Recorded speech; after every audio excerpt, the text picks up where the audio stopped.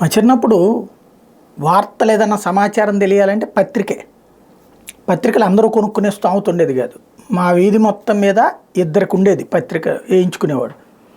వాళ్ళ వాళ్ళు పొద్దున్నే చదివేసేస్తారు. పొద్దున్నే లేవగానే వాడు పేపర్ చదివేసేవాళ్ళు. తర్వాత 7:30, 8 అప్పుడు మా నాన్న ఆయన షాపుల తరపున వర్క్ చేసేవాళ్ళు కాబట్టి ఆయన వచ్చిన రోజున మాత్రం పేపర్ కావాలని చెప్పి ఓసారి అడిగిరా అంటే, ఆంటీ పేపర్ ఇస్తారా అంటే అప్పుడు మా నాన్న చదివిన తర్వాత మా ఇంటి పక్కన వాళ్ళు చదువుకుని ఇట్లాగా పేపర్ అంటే ఆ రోజుల్లో అంత వాల్యూ. అదే సమాచారం. లేదంటే ఆల్ ఇండియా రేడియోలో వచ్చేటటువంటి వార్తలు అవేమో ఒక్క ముక్కలో తేలిపోతాయి.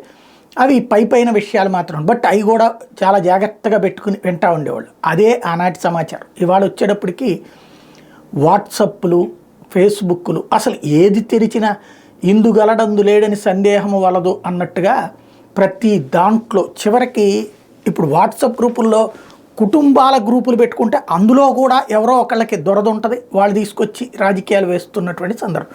అది కూడా ఎవరి నేరేషన్కి తగ్గట్టుగా వాళ్ళది.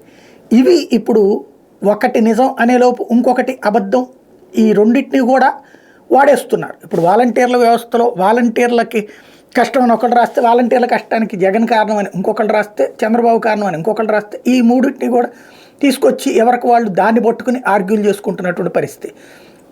ఇది తమకి ప్రయోజనమో నష్టమో అర్థం కాక ప్రతి ఈ అభ్యర్థి కూడా ఒక సోషల్ మీడియా టీములను పెట్టుకుంటున్నారు.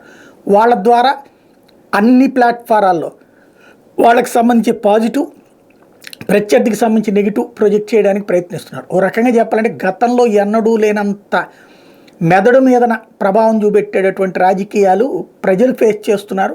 అదే సందర్భంలో అలాగా డంప్ చేసేస్తున్నారు అభ్యర్థులు మన మీద.